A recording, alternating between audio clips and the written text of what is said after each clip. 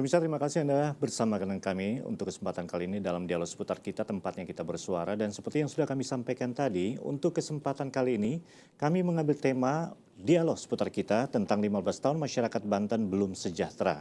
Nah, terkait dengan hal itu, kami akan hadir menemani Anda lewat dialog ini. Kita berbicara banyak tentang pada tanggal 4 Oktober yang lalu, Provinsi Banten genap usia 15 tahun. Bagaimanakah wajah dari Provinsi Banten itu sendiri di ulang tahun yang ke-15? Nah, berikut ini kami akan mengajak Anda untuk menyaksikan tayangan terkait dengan peringatan ulang tahun ke-15 Provinsi Banten. Kami menyoroti tentang Banten yang ternyata belum sejahtera. Kita saksikan tayangannya berikut ini. Secara geografis, wilayah Provinsi Banten sangat strategis. Provinsi Banten berada di ujung paling barat Pulau Jawa dan berbatasan langsung dengan wilayah Sumatera. Letaknya yang strategis membuat Provinsi Banten dijadikan sebagai penghubung utama jalur perdagangan Sumatera Jawa, bahkan sebagai bagian dari sirkulasi perdagangan Asia dan internasional, serta sebagai lokasi aglomerasi perekonomian dan permukiman yang potensial. Banten resmi menjadi provinsi pada tanggal 4 Oktober tahun 2000 dengan luas wilayah mencapai 9.662,92 km persegi. Populasi penduduk mencapai 11.452.491 jiwa. Provinsi Banten dibagi atas 4 kabupaten dan 4 kota. 4 kabupaten tersebut antara lain Kabupaten Serang, Kabupaten Pandeglang, Kabupaten Lebak, dan Kabupaten Tangerang. Sementara keempat kotanya antara lain Kota Tangerang, Kota Cilegon, Kota Serang, dan Kota Tangerang Selatan. Dengan 8 wilayah tersebut menjadikan Provinsi Banten kaya akan potensi dari berbagai sektor, baik dari sektor pertanian, bisnis, industri, pariwisata maupun sektor-sektor lainnya. Tetapi pada kenyataannya Banten masih memiliki beberapa ketertinggalan dari berbagai aspek. Misalnya aspek pendidikan, di mana masih banyak anak putus sekolah dan gedung sekolah yang tidak memadai. Jalan-jalan yang masih rusak, angka kemiskinan yang masih cukup tinggi, hingga fasilitas pelayanan kesehatan yang belum menunjang.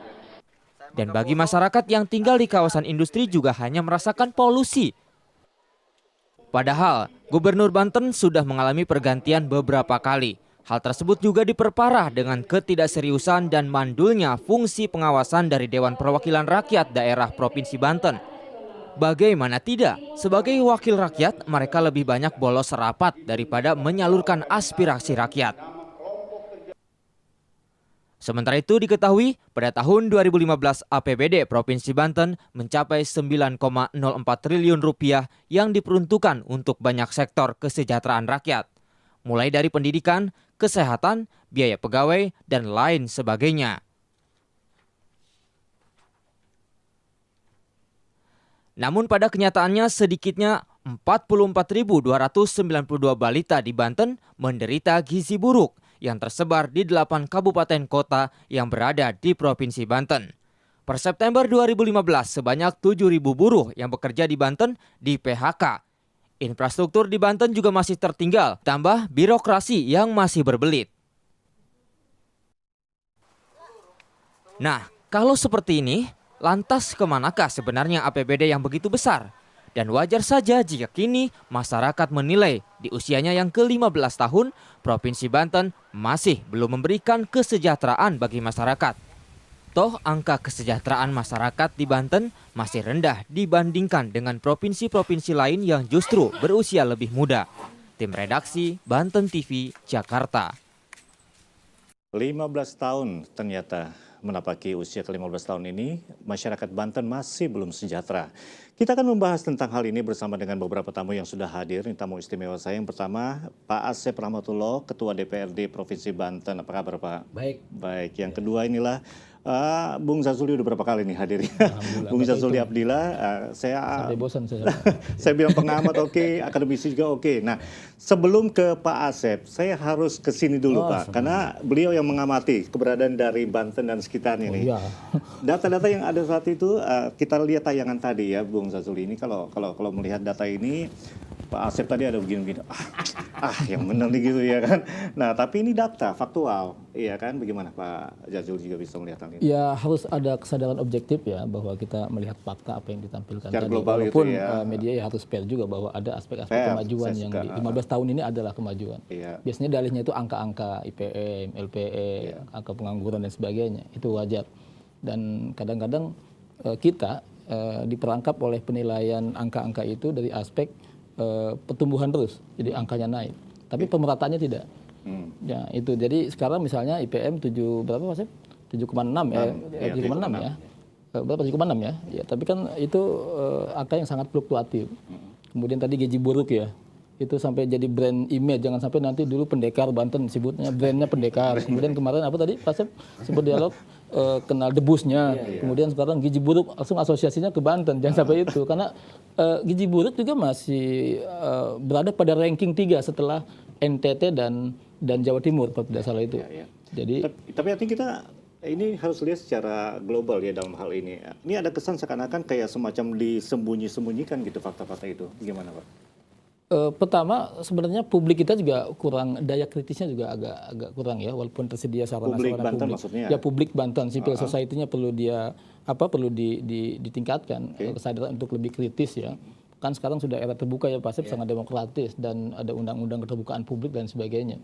Tapi ya jiwa karakter pemerintah itu kan memang karakter yang memang ingin menampilkan yang baik-baik saja kan begitu. Itu juga jangan disalahkan. Iyalah, ya kan. Pasti kalau gubernur nonton tadi itu kan juga wah yang baiknya mana nih kok nggak ditayangin. Nah ini dianggap kurang objektif.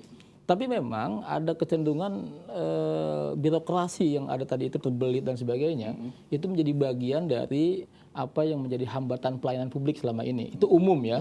Tapi di Banten kita harus pisahkan antara pemerintahan provinsi dengan capaian-capaian kota kabupaten. Ada 4 kota dan 4 kabupaten. Itu kan perlu objektif juga kita lihat secara global ya. Ya. Bahkan tadi kemiskinan misalnya, cukup kita lihat lah dalam Banten dalam angka, Tangerang dalam angka itu kan yang mencuat yang lebih sejahtera adalah bergeser ke arah perkotaan. Dengan IPM 7,6 itu di Tangerang Selatan, 7,4 di Kota Tangerang itu lebih menumpuk di sana kalau angka kesejahteraan itu ditampilkan. Tapi kalau Lebak dan Pandeglang misalnya, urutan kan Lebak, Pandeglang, Kabupaten Serang, Kabupaten Tangerang itu kan masih di bawah angka 7, 61 bahkan fluktuasinya itu pertumbuhannya sangat lambat sekali kalau dilihat. Jadi memang harus objektif lah. Pemerintah juga tampilkan jangan pertumbuhannya saja, tapi juga pemerataannya juga. Nah kalau buat apa kita tumbuh angka naik tapi sementara kesejahteraan tidak merata, buat apa? Iya, kan baik. Sementara Tangerang itu sendiri kelihatannya ini agak boleh dikatakan eksklusif ya untuk Banten ya. Tapi sebelum ditanggapi kita akan break dulu. Pemirsa masih dalam dialog seputar kita. Kami berbicara tentang 15 tahun masyarakat Banten belum sejahtera.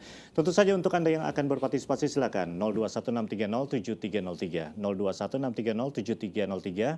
Tetap bersama kami dalam dialog seputar kita, tempatnya kita bersuara.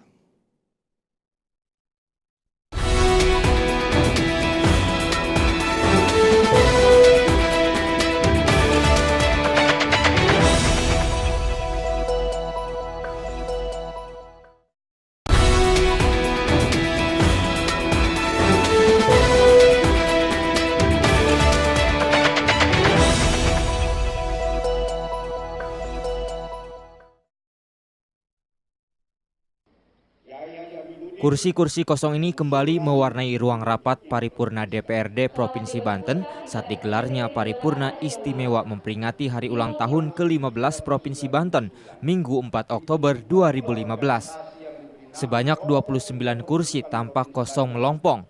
Kondisi ini akibat puluhan anggota DPRD Provinsi Banten absen atau tidak hadir dalam sidang paripurna yang digelar di ruang rapat paripurna DPRD Banten. Terkait ketidakhadiran puluhan anggota dewan tersebut, Badan Kehormatan DPRD Provinsi Banten berencana untuk segera menindak tegas puluhan anggota dewan yang mangkir dari rapat paripurna istimewa HUT ke-15 Provinsi Banten ini. Batas kesabaran saya untuk bagaimana kepada anggota tentang kedisiplinan yang mestinya kapan hari ulang tahun hari jadi Provinsi Banten menjadi penting untuk dihadiri seluruh anggota DPRD Banten. Saya jam 9 sudah nyampe di kantor atau di ruang paripurna. Saya tunggu sampai jam 10, hanya baru beberapa orang. Nah, selebihnya terlambat. Saya akan membuat surat kepada yang tidak hadir pada siang hari. Saya akan sampaikan kepada fraksi masing-masing anggota yang tidak menghadiri rapat paripurna, khusus rapat paripurna istimewa hari ulang tahun Banten. Ketidakhadiran para anggota dewan ini patut disayangkan dan disesalkan karena seharusnya anggota dewan memberikan teladan yang baik dalam memberikan penghargaan dan apresiasi terhadap pelaksanaan HUT Banten. Terlebih rapat paripurna ini juga dihadiri Gubernur Banten Rano Karno dan pejabat Pemprov Banten, sejumlah tokoh masyarakat, pelajar, perwakilan provinsi tetangga, bahkan Menteri Dalam Negeri Cahyokumolo. Rohili, Banten TV, Serang. Tayangan tentang anggota Dewan yang absen paripurna HUT ke-15 Provinsi Banten ini baru saja kita saksikan, dan mungkin pertanyaan selanjutnya langsung ke Pak Asep nih Pak. Ini kan ada beberapa yang mangkir, iya kan. Dalam hal ini mungkin kita berkaca juga ya, kalau misalnya di DPR Jakarta sendiri ada yang tidur, ada yang macam-macam. Nah ini ternyata paripurna HUT Provinsi Banten pun ada yang mangkir itu Pak. Bagaimana Pak Asep bisa mencermatinya Pak? Ya, saya sendiri juga banyak dipertanyakan oleh para awak media terhadap konteks adanya rekan-rekan anggota DPRD Provinsi Banten yang dimana posisi ulang tahun ke-15 ini sangat sakral untuk kita rayakan sebagai ukuran daripada keberhasilan ataupun kekurangan daripada Provinsi Banten. Nah, saya sudah langsung berbicara dengan Ketua BK agar itu segera ditindaklanjuti untuk ketidakhadiran daripada rekan-rekan anggota DPR itu untuk segera dipanggil dan untuk disampaikan kepada pimpinan-pimpinan partai. Kalau boleh tahu apa sih sanksi yang diberikan kalau misalnya seperti itu? Artinya kalau sanksi artinya bahwa ini mungkin dengan ketidakhadiran di hari ulang tahun Banten itu menjadi satu buah catatan. Karena biar gimana juga mereka adalah duta-duta daripada partai yang memang jadi anggota DPR dan juga wakil-wakil rakyat yang memang dia harus mempertanggungjawabkan kepada para konstituennya bahwa mereka hadir di acara ulang tahun Provinsi Banten itu. Artinya BK setelah memberikan teguran yang sangat keras, nanti partai yang nanti akan melakukan pemberian sanksinya kepada mereka. Kalau boleh tahu sebenarnya mereka mangkir itu kemana Pak? Mereka liburan? Ya kebetulan atau? Memang banyak wartawan yang mempertanyakan kenapa hari ulang tahunnya hari Minggu. Ya karena kebetulan tanggal 4-nya jatuhnya pada hari Minggu. Enakan liburan Pak ya? Ya mungkin posisinya ada yang sudah mungkin dicanangkan jauh-jauh hari atau seperti apa. Tapi buat pribadi saya harus memisahkan mana tugas kita sebagai anggota DPR yang memang juga harus memenuhi apa yang menjadi yang ditugaskan oleh rakyat dan mana juga yang kepentingan yang memang untuk kepentingan keluarga ataupun pribadi pada saat itu harusnya dia harus tinggalkan itu. Oke, ada beberapa hal yang mau saya tanyakan lagi, tapi sebelumnya kita akan break dulu. Sudah ada penelpon Pak. Kita akan tampung dulu. Wah sayang sekali, putus. Baik, 0216307303 silakan untuk Anda yang akan berpartisipasi. Anda bisa hubungi langsung telepon kami untuk mungkin partisipasi, bertanya, sharing, silakan. 15 tahun masyarakat Banten belum sejahtera, topik yang kami hadirkan. Pak, ini masih ke Pak Asep. Artinya kita kan mendukung Pak, ya kan anggota DPR ini harus mendukung pemerintah juga dalam hal ini. Nah begitu pula sebaliknya. Agar apa? Impact-nya kan ke masyarakat Pak. Betul. Oke, nah 15 tahun sebetulnya menurut Pak Asep apa nih di Banten Pak? Ya kalau ukurannya kita tahan dulu, sudah ada penelpon Pak Asep, maaf. Baik, halo seputar kita. Halo. Halo. Iya. Halo. Dengan Bapak siapa di mana? Halo. Pak Haji Holil Pak di Serang Pak. Baik, silakan Pak, langsung saja apa yang mau disampaikan. Silakan Pak. Begini Pak, kan judulnya ini Ban Provinsi Banten belum sejahtera ya Pak ya. Iya. Begini Pak, kalau pejabatnya itu nggak amanah, nggak mungkin akan sejahtera Pak. Iya. Menurut saya itu. Iya. Karena begini Pak, buktinya aja saya lihat tadi di berita Bapak itu, anggota Dewan aja nggak hadir pada waktu hari jadi Provinsi Banten. Iya, iya. Itu kan waktu itu Pak, sebelum dia jadi anggota Dewan Pak, ke rakyat itu meminta-minta Pak, untuk dipilih dia. Iya, iya. Kenapa setelah dipilih dia tidak sampai hadir seperti itu Pak? Baik. Apa dia itu tidak malu sama rakyat? Iya. Yang memilihnya Pak. Terima kasih. Baik, terima kasih Pak. Ini amanah ini Pak Asep ya. Ya, ya. Artinya kritikan itu harus disampaikan. Saya sepakat dengan apa yang disampaikan oleh Bapak tadi, bahwa kita harus konsekuen juga. Ketika kita jadi wakil rakyat, ya kita harus mau disibukkan oleh sesuatu hal yang untuk kepentingan rakyat. Kalau kita tidak pernah sadar terhadap posisi itu, ya kita jangan jadi wakil rakyat. Nah ini juga menjadi satu buah kritikan buat teman-teman, dan juga kita sudah sampaikan melalui Badan Kehormatan untuk segera juga melakukan pemanggilan kepada rekan-rekan yang tidak hadir kemarin. Saya ucapkan terima kasih, ini menjadi satu buah perbaikan ke depan. Karena kita harus terbuka, jadi kita juga tidak harus malu dengan segala kekurangan yang kita miliki untuk memperbaiki ke depan. Iya. Ya kan itu, Pak. Jadi kalau misalnya tentang belum sejahtera dikaitkan dengan seharusnya wakil-wakil ini yang harus bersuara, tapi Pak sebelumnya kita tahan dulu, sudah ada telepon. Halo seputar kita. Halo. Halo seputar kita. Halo. Assalamualaikum. Iya, dengan Pak siapa di mana Pak? Dengan Pak Haji Wawan. Pak Haji Wawan. Baik Pak, apa yang mau disampaikan langsung saja Pak, silakan. Ya. Terima kasih. Salam hormat Bapak Ketua DPRD Ya. Pak Wawan. dari Pak Haji Wawan. Ya, silakan Haji. Pak, apa yang mau disampaikan langsung saja Pak. Pertama, dengan segala kelebihan kekurangan wajib disyukuri. 15 tahun perjalanan Banten. Ya. Terkait sejahtera atau belum, memang ada indikasi. Yang pertama, Ya Pak, langsung saja Pak pertanyaannya. ya Mungkin pertanyaannya apa? kenapa selama 15 tahun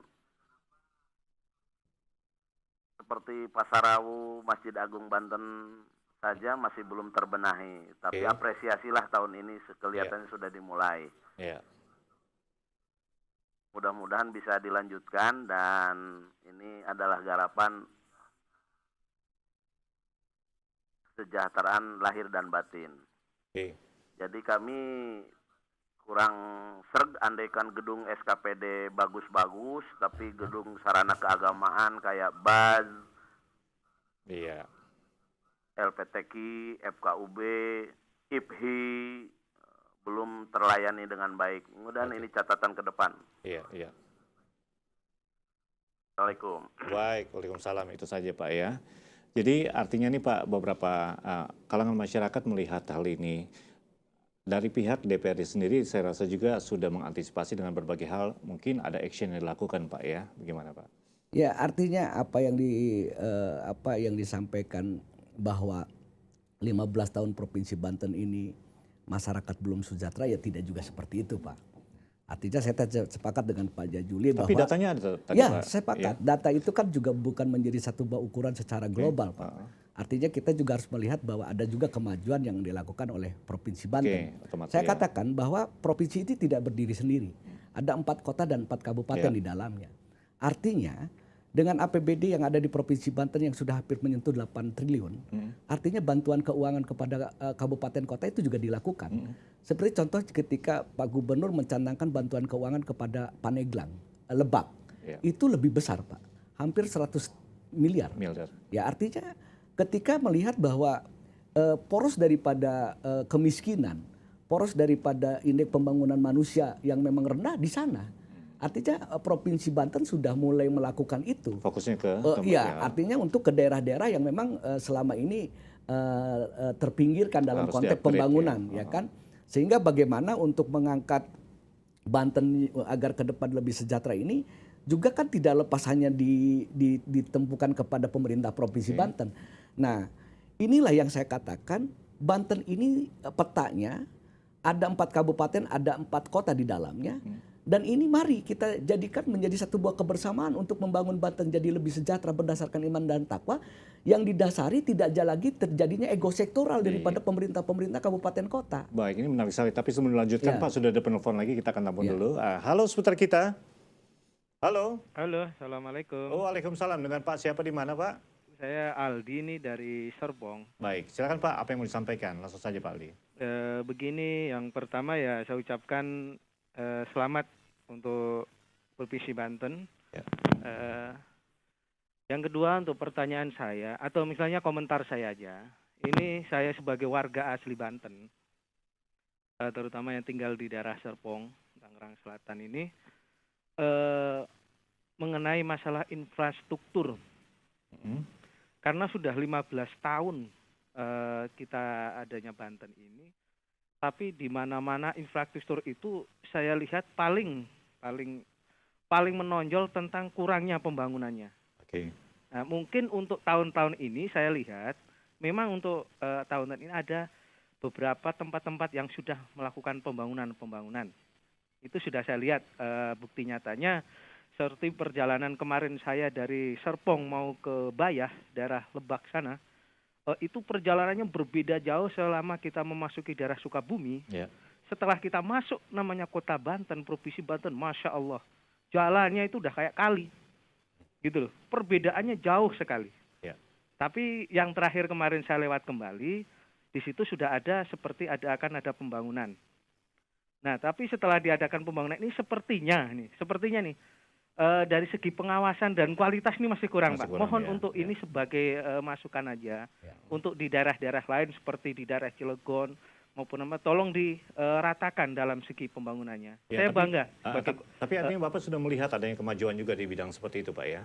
Saya sudah ya? lihat, baik di daerah-daerah sudah ada kemajuannya. Tapi di akhir-akhir ini aja. Oke. Alhamdulillah, saya sudah bersyukur. Iya. Semoga Banten tetap jaya dan lebih memikirkan Makasih, rakyat daripada Iya. memikirkan Makasih, Pak anggota-anggota dewan yang tidak mau hadir. Oke lah, yang penting masyarakat kita bisa bangga. Anggota dewan silahkan. Kalau yang nggak mau hadir, karena memang kadang-kadang kita sebagai warga itu nggak nyambung otaknya dengan anggota dewan. Gitu. Oke. Baik, terima kasih. Terima kasih, Pak. Iya, makasih. Baik, pemirsa, sebelum nanti ditanggapi, kita akan break dulu, dan tentu saja untuk Anda yang akan berpartisipasi silakan 021-630-7303, 021-630-7303. Kita mengambil tema tentang 15 tahun masyarakat Banten belum sejahtera. Kami tetap menemani Anda lewat dialog seputar kita, tempatnya kita bersuara.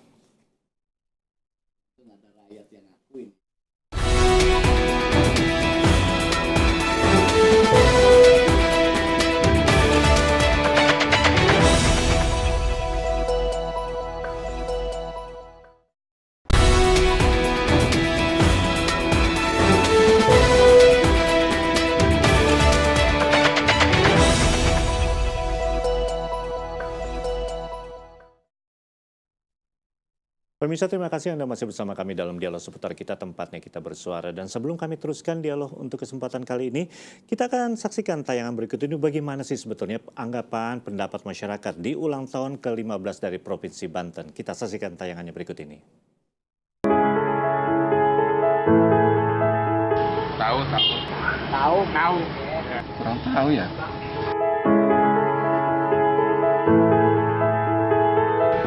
Untuk saat ini mungkin udah ada ya, dengan pembangunan jalan, jalan udah mulai bagus. Cuma kemacetan yang masih udah makin menambah. Nggak ada kayaknya, Pak? Nggak ada yang dirasakan. Berubah banget. Ya, kayaknya mulai maju. Ya begitu aja.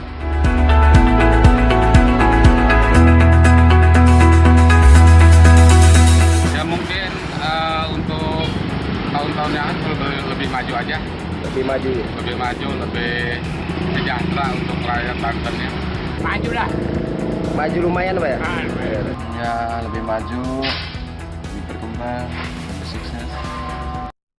Beberapa tanggapan dari masyarakat terkait dengan memasuki usia yang ke-15 tahun dari Provinsi Banten baru saja kita saksikan. Dan silakan untuk Anda yang akan berpartisipasi, kami masih menantikan. Anda bisa hubungi 021-630-7303. Anda bisa berpartisipasi, mungkin bisa bertanya kepada Ketua DPRD kita, ada Pak Asep, ada juga Bung Zazuli. Baik, untuk menanggapi tentang hal ini, rupanya saya mau ke Bung Zazuli, Pak Zazuli nih ya. Kenapa saya panggil Bung Kelihatannya, wah, is very young style ini.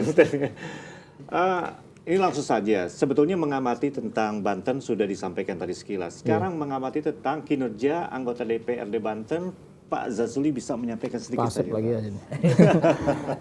Ya tanggal 4 itu kan sejak 15 tahun yang lalu nggak berubah bahwa itu adalah hari kelahiran Provinsi Banten. Ya. Artinya walaupun itu hari Minggu sebenarnya sudah punya proyeksi panjang kan Seharusnya bahwa ya. hari itu memang ada perhelatan akbar lah sebagai yang punya nilai historis bagi masyarakat Banten khususnya yaitu HUT yang ke-15.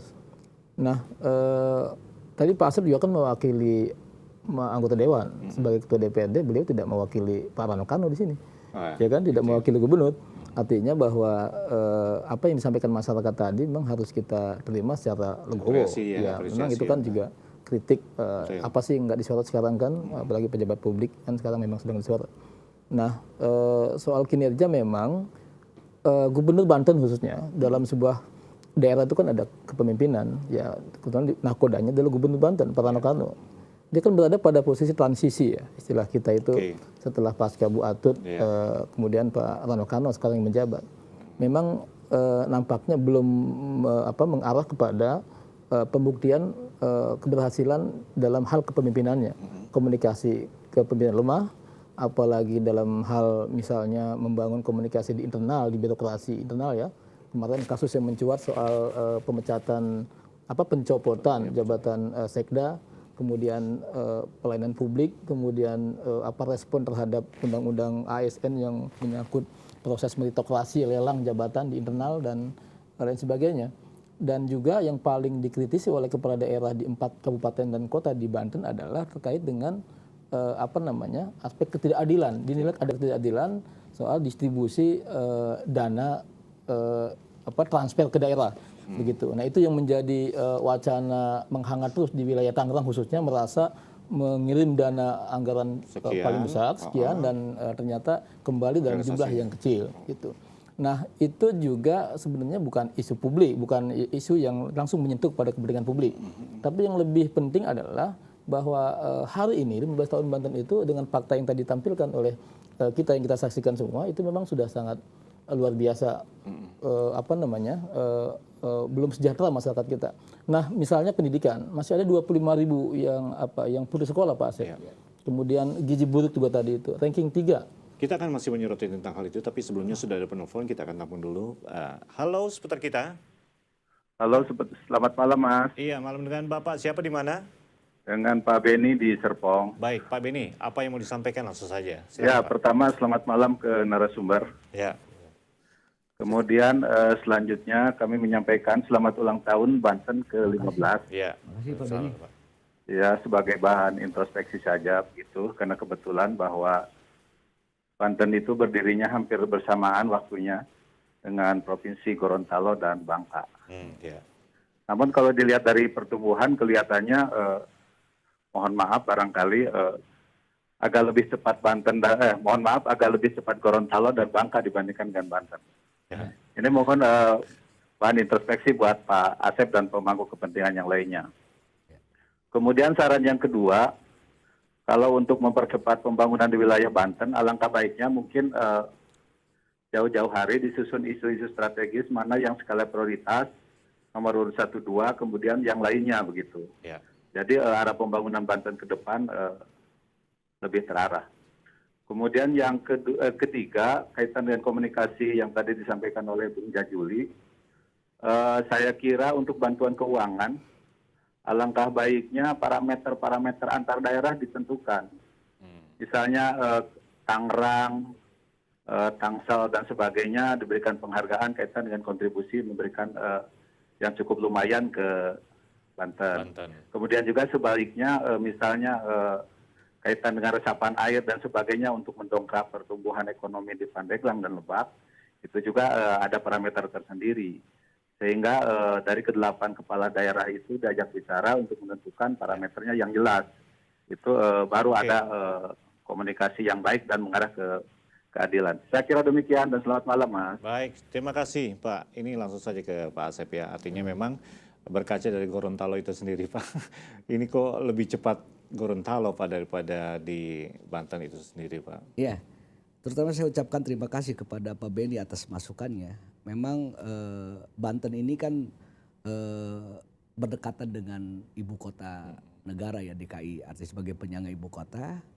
Dan memang dalam konteks persoalan adanya kenapa tidak secepat Gorontalo, ini kita sudah mulai coba gitu kan dalam konteks arah kebijakan pembangunan yang memang skala prioritas.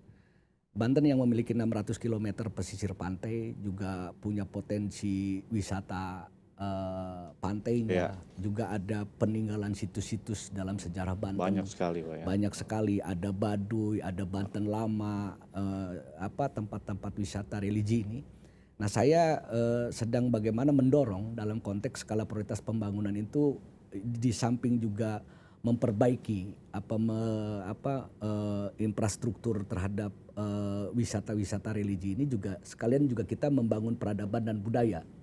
Artinya bukan berarti kita menyampingkan terhadap pembangunan infrastruktur yang lain, karena memang percepatan Banten setelah era pemerintahan yang baru ini, Banten menjadi skala prioritas untuk dibangun. Bahkan Banten akan ada pembangunan jalan tol sepanjang 85 km ke daerah pesisir ke sana, dan itu akan memecah wilayah yang terisolir kayak macam Pandeglang dan Lebak, yang mudah-mudahan 2016 ini akan dilakukan groundbreakingnya oleh pemerintah pusat. Nah, terhadap bantuan keuangan kepada kabupaten kota memang kita juga memiliki parameter, artinya bagaimana kita juga menghitung IPM, ya kan, jumlah masyarakatnya di sana, agar proporsional dalam konteks kita menyalurkan bantuan keuangan itu. Nah, melalui badan pembangunan daerah ini, Bapeda, kita sudah mulai selaku penyelenggara pemerintah daerah, artinya DPR di sini juga memberikan masukan-masukan kepada Bapeda dalam konteks meracik ramuan dalam konteks bagaimana membangun Banten ke depan menjadi lebih baik, dan juga skala prioritas dalam pembangunannya ini juga bisa terlihat dan bisa terasa oleh masyarakat, termasuk keadilan dalam konteks bantuan keuangan kepada kabupaten kota. Itu salah satunya yang disampaikan sama Pak Beni, itu memang sudah sedang kita lakukan. Tapi artinya pemerintah mendukung, Pak, ya? Oh iya, artinya untuk pembangunan Banten ke depan menjadi Banten yang sejahtera berdasarkan iman dan takwa ini, yang memang harus kita sama-sama.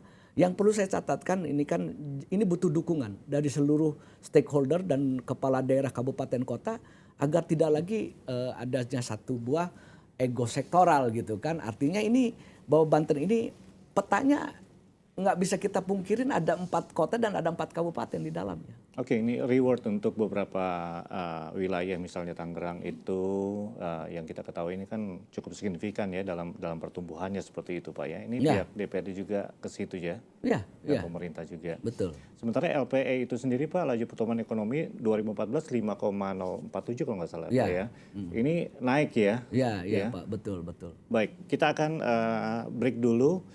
Tetap bersama kami dalam dialog seputar kita. Kami menyoroti tentang 15 tahun masyarakat Banten belum sejahtera, dan tentu saja untuk Anda yang akan berpartisipasi silakan, masih ada kesempatan 0216307303. Sementara untuk Anda yang mungkin akan mengakses lewat Twitter kami, jangan lupa hashtag kami seputar kita _save Banten. Tetap bersama kami dalam dialog seputar kita.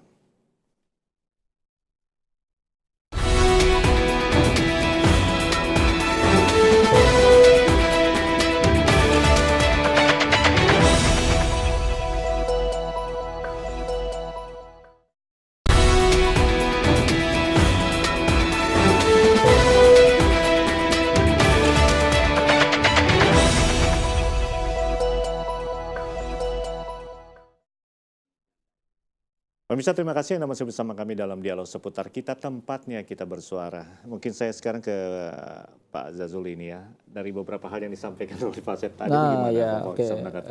Bahkan tadi ada istilah, kita pernah mendengar bahwa Banten itu ada 8 kota kabupaten, Banten adalah kota yang kesekian gitu, atau kabupaten yang kesekian.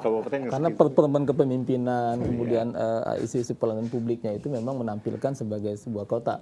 Seakan-akan kota atau kabupaten ini bersaing dengan provinsi begitu.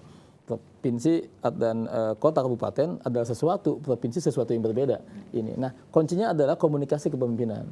Rano pun nampaknya lemah dalam hal ini. Lemah dalam hal ini.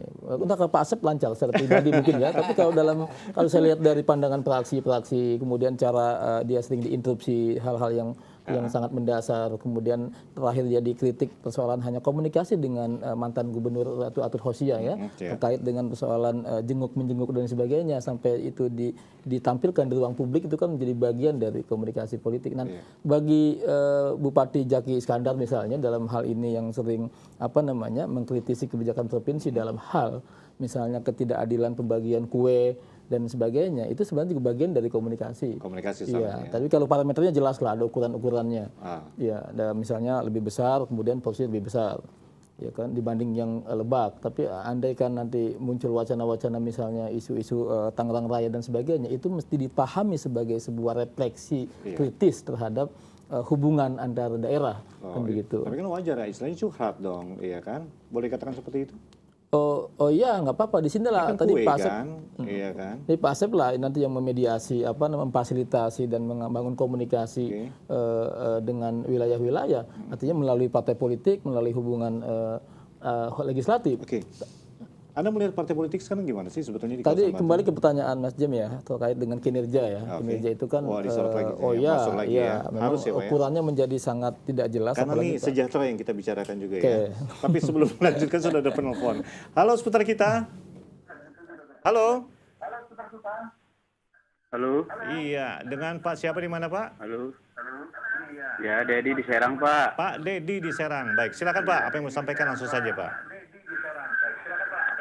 Jadi kalau bicara sejahtera, Pak, bukan hanya masyarakat yang tidak sejahtera. Ya. 15 tahun, guru-guru aja belum diangkat yang honor, Pak. Iya. Pak, bisa dikecilkan dulu Pak volume Gimana tuh televisinya? DPR selama 15 tahun, Pak? Bisa dikecilkan dulu volume televisinya Pak, ini feedback. Iya. Iya, sebentar. Iya. Oke Pak, ini guru-guru ya. Jadi infrastruktur masih banyak yang rusak. Ya. Masyarakat memang belum sejahtera. Guru-guru honor di Banten tuh Pak, kasihan Pak. Ya. DPR sudah 15 tahun ganti DPR masih gitu-gitu aja. Oke. Jangan buka yang umum Pak. Ya. Yang honor aja yang sudah jelas tahu cara bekerja. Terima kasih Pak. Baik, terima kasih. Waalaikumsalam. Mungkin sebelum ke Pak Asep, Anda bisa menanggapi tentang ini? Ya, lagi-lagi itu refleksi. Tadi infrastruktur misalnya, ya dibangun, tapi kualitasnya, coba bayangkan. Di depan rumah saya aja itu, setiap hari saya lewat, tadi jembatan di Celuduk Indah itu, Hasyim Asyari, itu sampai sekarang. Ternyata itu provinsi yang membangun. Kadang-kadang ya dalam Hasyim Asyari ada jembatan Kaliangke itu luar biasa. 2 tahun itu mangkrak itu. Nah, belum lagi yang lain. Di BSD misalnya juga ada jalan provinsi. Kemudian di tempat lain, apalagi kita lihat dulu jembatan-jembatan yang memang dibangun, apakah kita melihat juga anak-anak sekolah yang masih nyebrang menggunakan jembatan di sungai-sungai yang masih sangat rusak begitu. Dan itu fakta bahwa infrastruktur kita memang anggaran 9 triliun ya, APBD 8,7 triliun, luar biasa. Ya, nah itu kan memang angka itu sudah sangat besar untuk 15 tahun sebuah provinsi. Tapi kan pengelolaan. Nah kalau bicara pengelolaan berarti kan manusia di situ. Berarti pemimpin. Nah tinggal apakah nanti kalau kata Pak Sep tadi ini Pak Gubernur Tano ini mau membangun apa? Mau membangun rumah yang minimalis, apakah meditarian atau rumah apa? Ini kan juga harus jelas. Dan sampai sekarang itu belum nampak sama sekali. Ya, mungkin baru beberapa bulan ini. Iya. Sebelum tanggapi Pak Asep kita tampung dulu. Nanti saya kumpulkan semua Pak ya. Nanti bisa juga tanggapin. Oke. Halo seputar kita. Halo seputar kita. Iya, dengan Pak siapa di mana Pak? Dengan Pak Hafid Mukri di Pandeglang Pak. Baik, silakan Pak. Ini dari Pandeglang. Langsung saja Pak. Ya kalau kita ngeliat Banten 15 tahun ini seakan-akan tidak punya pemimpin. Tapi yang ada para borzois dan para pemimpin. Ya. Oke. Banten itu baru sejahtera, itu baru 3 komunitas masyarakat. 1 kalangan politisi yang sudah standar hidupnya itu melebihi standar PBB. Ya. Kedua, gaya hidupnya sekarang para politisi itu seakan-akan pemilik sah APBD. Kedua, para ASN. Mereka ini sudah masuk kalangan komunitas yang mengaku intelektual. Tapi moralitas dan profesionalismenya ini masih sangat kita ukur Baik. secara tanggung jawab. Iya, tapi Dan Bapak kedua, oke. ingat, masyarakat Banten ini ada 2 komunitas yang dilupakan. Satu, kalangan santri, dan 2, kalangan pelaku budaya. Oke. Orang, kalangan santri dan pelaku budaya ini saya lihat tidak pernah terlibat narkoba. Tapi mereka sendiri membangun peradaban Banten secara moralitas, secara sosial, dan mereka tidak pernah berebut anggaran. Oke. Saya apresiasi terhadap Pak Asep yang dulu pernah, maaf kalau saya buka saya tidak etis. Ya. Tapi kalau bicara Pak Eko mungkin tahu Pak ya. Ya. Oke. Nah, sekarang yang saya inginkan cuma satu. Berbicara secara hati. Berpikir secara jernih. Dan menyampaikan kebenaran secara ikhlas. Itulah ruh Banten. Makanya nilai-nilai kebantenan itu berfilosofi, berjiwa ulama, berkarakter jawara, berperilaku humanis dan agamis. Baik. Itu saja, Pak. Itu nilai-nilai kebantenan. Saya Hafid Pak yang dulu pernah dikriminalisasi dan saya cinta Banten. Baik. Mudah-mudahan PDI merahnya bukan merah marjan Pak. Tapi merah sebuah nilai perjuangan. Oke, Assalamualaikum baik. warahmatullahi wabarakatuh. Iya, terima kasih Pak. Iya, langsung saja Pak Asep ini berbagai hal. Tapi artinya kita tidak tutup kemungkinan ya. Ini secara kasat mata kita melihat pembangunan cukup banyak ya di kawasan Banten sekitarnya juga. Bagaimana Pak? Ya. Terima kasih Pak Hafiz. Artinya masukan dan kritikan itu menjadi satu buah obat buat kita untuk memperbaiki. Kenapa saya juga konsen dalam konteks apa yang tadi dikatakan bahwa Banten ini harus kembali kepada budaya dan peradaban. Artinya saya memang sudah mulai konsen dari awal saya diminta oleh partai menjadi salah satu ketua DPRD di Provinsi Banten. Saya berpikirnya tidak kepada yang lain-lain dulu, tapi bagaimana membangun peradaban Banten ya kan yang diawali oleh Banten lama di sana. Oke, Pak. Terus saya mohon maaf, Pak. sebentar Pak. Oke, Artinya saya juga harus menambahkan bagaimana dengan para santri. Oke. Saya lagi konsentrasi bagaimana Perda Salapi ini akan kita angkat Bersama pemerintah ya. Iya. Artinya di sini diawali dari sini karena ini menjadi satu buat juga karakter bahwa Banten ini juga banyak pesantren Salafi itu hampir 3.500 Pak. Banyak sekali memang. Nah ini pemerintah harus hadir di sana dan kita dengan melalui inisiatif DPR kita akan membuat perda itu di tahun ini. Baik, sudah ada penelpon kita tampun dulu sebelum nanti kita break. Halo seputar kita. Ya, sayang terputus. Artinya berbagai hal kita nggak tertutup ya Pak ya dalam hal ini. Tapi selama ini bagaimana respon dari pemerintah sendiri Pak terhadap ya mungkin tadi disampaikan cukup banyak 3.000-an ya Pak ya.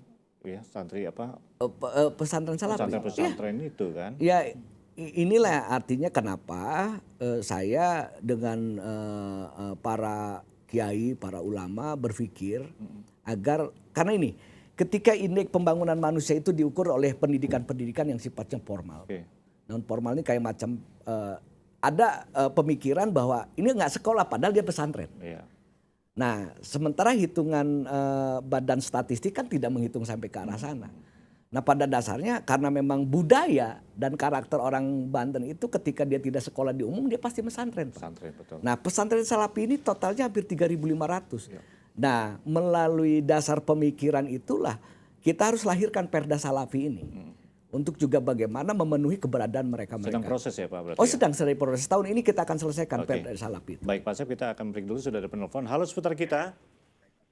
Halo. Halo seputar kita. Halo. Iya, dengan Pak siapa di mana Pak? Selamat malam Pak. Ya, silakan Pak, apa yang mau sampaikan langsung saja. Waalaikumsalam, silakan Pak. Saya dengan Tubagus Yudi Pak. Baik Pak Tubagus Yudi. Langsung saja Pak, apa yang mau sampaikan? Di Tangerang Selatan Pak. Terima kasih banyak. Selamat ulang tahun untuk Provinsi Banten yang ke-15. Iya. Saya sebagai warga Banten yang merantau di daerah pinggiran Banten ini, tadinya sih kita memaklumi aja. Mungkin 5 tahun pertama Banten jadi provinsi ya wajar-wajar aja, baru berpikir, baru merencanakan dan sebagainya. Tapi ini sudah 15 tahun. Lalu ya mohon maaf dengan Pak Asep dan kawan-kawan di DPR, termasuk jelas para pejabatnya yang di Banten ini, ini kan sudah ditunggu oleh masyarakat. Ya. Sudah 15 tahun. Belum ada pembangunan yang signifikan, Pak. Terutama masalah pendidikan, masalah kesehatan. Masalah infrastruktur tadi juga sudah banyak dipertanyakan oleh para penelpon yang terdahulu. Nah, ini juga menjadikan perhatian juga daripada para pemangku kepentingan di Provinsi Banten, Pak. Oke, baik. Kalau dibandingkan seperti tadi, memang Gorontalo dengan Bangka Belitung dan Banten itu kan satu umur, usianya sama itu, Ya. Pak. Pak, maaf Pak, karena Kok terbatasnya begitu? waktu, mungkin langsung saja Pak, apa yang mau sampaikan Pak? Ya, pokok Ya. kami inginkan itu Banten itu maju, Oke. sejajar, Baik, itu saja Pak sejajar ya. dengan daerah lain. Iya. Itu kan tergantung dari sikap mental para pemangku kepentingannya juga, Pak. Bagaimana memikirkan rakyatnya juga. Kan rakyat sudah bayar pajak. Jadi secara kita bicara hak dan kewajiban gitu. Iya, baik. Gitu. Itu saja Pak ya. Ya, terima Baik, kasih banyak, terima kasih Pak Tubagus Yudi. Langsung saja Pak Asep ditanggapi karena waktunya juga. Iya, makasih Pak Yudi. Artinya harapan itu juga kan menjadi harapan semua, termasuk harapan saya sebagai ketua Kita semua DPRD. sama-sama Ya, berharapan, sama-sama ya. berharapan. Artinya mudah-mudahan berpikir dari apa yang disampaikan oleh seluruh para petanya, seluruh yang memberikan masukan ini juga menjadi satu pemikiran kita semua. Artinya bagaimana kalau saya sebagai DPR jelas akan mengawal kepada bagaimana politik anggaran. Postur APBD ini berpihak kepada kepentingan masyarakat atau tidak. Artinya saya lagi mengukur objek belanja langsung itu lebih banyak mana dengan objek belanja yang tidak langsung. Nah, ukurannya kan di situ. Kalau belanja lebih banyak dilakukan kepada masyarakat, berarti kan fungsi kita sebagai anggota DPR sudah harus artinya dilakukan oleh eksekutif ini sudah harus juga menyentuh kepada kesejahteraan masyarakat yang ada di dalam. Tapi artinya pihak DPR juga tetap harus mengapresiasi berbagai pertanyaan tadi Pak ya. Iya. Saya sepakat. Artinya saya memang orang yang tidak pernah anti kritik. Artinya masukan ini bagian daripada sesuatu hal yang memang upgrade ya, kita harus perbaiki ke depan. Betul. Persoalan Banten dikatakan kalau belum sejahtera sih tidak, tapi ada yang belum sejahtera ya. Ada ya. Ya kan, tapi kalau misalnya daerah lain juga banyak Pak. Ya, kan? artinya kemajuannya ada, masyarakat, artinya apalagi apa yang tadi disampaikan oleh Pak Jajuli, artinya bahwa persoalan-persoalan itu memang ada di dalamnya. Tapi persoalannya bagaimana mengembalikan Banten yang harus memiliki karakter, itu memang saya lagi konsen ke arah sana. Karena membangun budaya dan peradaban itulah awal daripada Banten ini akan jadi lebih baik. Baik, Pak Jajuli sedikit saja. Isu besarnya pendidikan, kesehatan, dan infrastruktur itu yang memang belum maksimal dilakukan oleh pendidikan, infrastruktur, dan pelayanan kesehatan ya. Tadi kita dengan fakta-fakta yang ada. Kedua, ini baru dinikmati oleh beberapa kalangan saja. Teman saya menyebut ini dinasti rente, bukan hanya persoalan politik, tapi juga penguasaan terhadap proyek-proyek, kemudian juga ada entitas birokrasi yang tadi dianggap hanya dinikmati oleh kalangan tertentu saja. Dan ini yang menjadi bagian dari problem kita bersama sebenarnya, dan nampaknya harus dijawab oleh gubernur saat ini. Saat ini ya. Ini rekannya Pak Asep ini. Baik, ini kelihatannya kita nanti akan sambung lagi karena waktu kita terbatas. Ada beberapa hal yang masih harus kita bahas di sini. Tapi sebelumnya terima kasih Pak Asep dan juga Pak Jajuli. Berbagai hal yang kita bicarakan ini kami yakin bahwa ini bisa bermanfaat. Impact-nya untuk masyarakat secara luas. Apalagi tadi berbagai pertanyaan ini.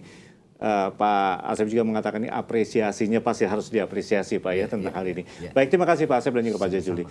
Pemirsa, hingga di sini kami hadir menemani lewat dialog seputar kita tempatnya kita bersuara. Tentu berbagai hal yang kami sampaikan tadi dapat bermanfaat untuk kita semua. Dan tak lupa kami kembali mengucapkan selamat ulang tahun atau selamat ulang tahun yang ke-15 untuk Provinsi Banten. Semoga tetap jaya. Sampai jumpa.